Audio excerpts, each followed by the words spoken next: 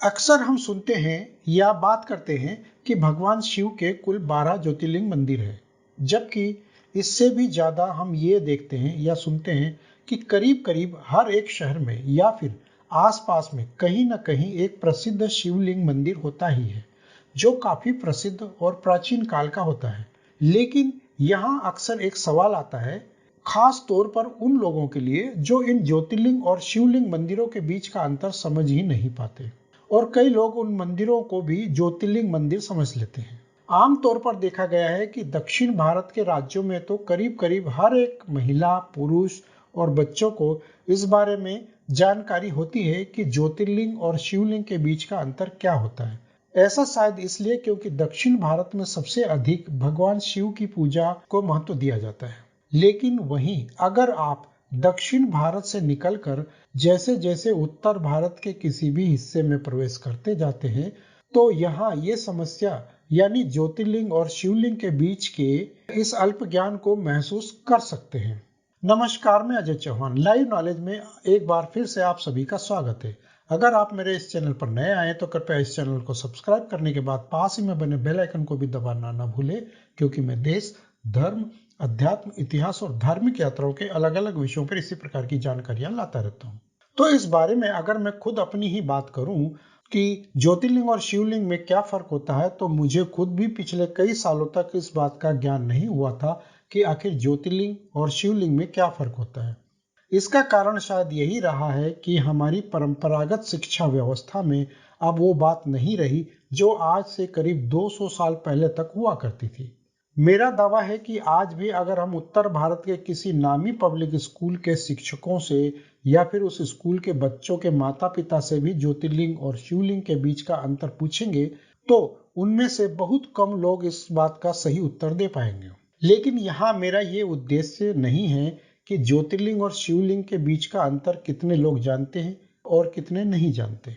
तो साधारण भाषा में अगर हम ज्योतिर्लिंग और शिवलिंग के बीच की बात करें, तो हिंदू धार्मिक मान्यताओं में भगवान शिव को ज्योति स्तंभ या ज्योतिर्लिंग कहा जाता है, या फिर इसे हम ऐसा ज्योतिर्लिंग स्तंभ कह सकते हैं जिसका न आदि है न अंत। यहाँ ये जान लेना भी जरूरी या बहुत आवश्यक होता है कि इसमें ज्योति के साथ लिंग प्रयोग किया गया है। इसमें लिंग का अर्थ है शिव का ज्योति के रूप में या प्रकाश के रूप में प्रकट होकर ब्रह्मांड की रचना करना। और क्योंकि भगवान शिव ज्योति स्तंभ के रूप में प्रकट हुए थे, इसलिए ज्योति स्तंभ या ज्योतिर्लिंग भी अपने आप ही प्रकट हुए हैं। इसी प्रकार से आज जिन्हें हम 12 ज्योतिर्लिंगों के नाम से पूजते हैं, वे उन स्थानों पर स्वयं ज्योति स्वरूप प्रकट हुए थे। इसे हम एक और शब्द से पहचान सकते हैं और वो है स्वयंभू। लेकिन स्वयंभू शब्द इतना प्रचलन में नहीं है जितना कि ज्योतिर्लिंग। जबकि अगर हम बात करें शिवलिंग की, तो इसको साधारण सी भाषा में समझने या समझाने के लिए कहा जा सकता है कि ऐसे शिव मंदिर या ऐसे शिवलिंग जिनमें स्थित शिवलिंग को किसी न किसी मनुष्य द्वारा स्थापित किया गया है। भले ही किसी भी शिवलिंग को हजारों वर्ष पहले स्थापित किया गया हो, फिर भी उसे हम ज्योतिर्लिंग यानी कि स्वयं प्रकट हुआ प्रकाश स्तंभ नहीं कह सकते, क्योंकि शिवलिंग तो मानव निर्मित होता है या मानव द्वारा स्थापित किया गया होता है। लेकिन यहाँ ये जरूर हो सकता है कि अगर कोई ज्योतिर्लिंग यानी ज्योति स्तंभ किसी भी कारण से नष्ट हो जाए, तो उसी स्थान पर एक अन्य लिंग को आकार देकर विधि विधान से स्थापित किया जा सकता है। ऐसे में उसकी मान्यता भी उसी ज्योति स्तंभ या ज्योतिर्लिंग के समान ही रहेगी।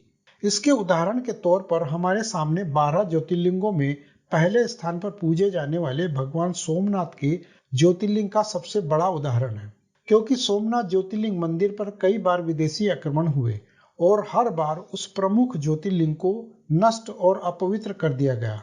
लेकिन हर बार वहां एक नए ज्योति स्तंभ या ज्योतिर्लिंग को फिर से स्थापित कर दिया गया। इसी प्रकार से उज्जैन के महाकालेश्वर ज्योतिर्लिंग मंदिर और बाबा काशी विश्वनाथ मंदिर के ज्योतिर्लिंग का भी प्रमुख उदाहरण हमारे सामने है। बाबा काशी विश्वनाथ के ज्योतिर्लिंग का तो अपने प्रमुख स्थान से कुछ दूरी पर पुनः स्थापित किए जाने का भी उदाहरण हमारे सामने है। हिंदू धर्म ग्रंथों और पुराणों में शिव के ऐसे 12 ज्योतिर्लिंगों का स्पष्ट उल्लेख मिलता है जहां से प्रकाश पुंज प्रकट हुआ था। इसलिए ऐसे सभी 12 ज्योतिर्लिंगों या शिवलिंगों को स्वयंभू या ज्योतिर्लिंग कहा जाता है। इन सभी 12 स्थानों पर भव्य मंदिर बने हुए हैं और अनंत काल से पूजा पाठ होता आ रहा है। शिव पुराण की रुद्र संहिता में इन सभी 12 ज्योतिर्लिंगों का विस्तार से वर्णन किया गया है। लेकिन आजकल कई लोगों को पता ही नहीं है कि शिवलिंग और ज्योतिर्लिंग में कितना फर्क होता है। हो सकता है कि अधिकतर लोग इसके बारे में जानते हो, लेकिन आजकल के बच्चों को इस बात की बहुत कम जानकारी है। इसलिए उन बच्चों को भी शिवलिंग और ज्योतिर्लिंग के बीच का अंतर जरूर बताना चाहिए। यदि हम समय रहते शिवलिंग और ज्योतिर्लिंग के बीच का सही अंतर नहीं समझ पाए तो यही होगा कि आने वाले समय में हर शिवलिंग को ज्योतिर्लिंग कहा जाने लगेगा और फिर धीरे धीरे ज्योतिर्लिंग और शिवलिंग के बीच का अंतर भी मिट जाएगा और उनका अस्तित्व भी संकट में पड़ जाएगा। भगवान शिव के 12 ज्योतिर्लिंग हैं जहां भव्य मंदिर बने हुए हैं और इनमें अनंत काल से लेकर आज तक पूजा पाठ होती आ रही है।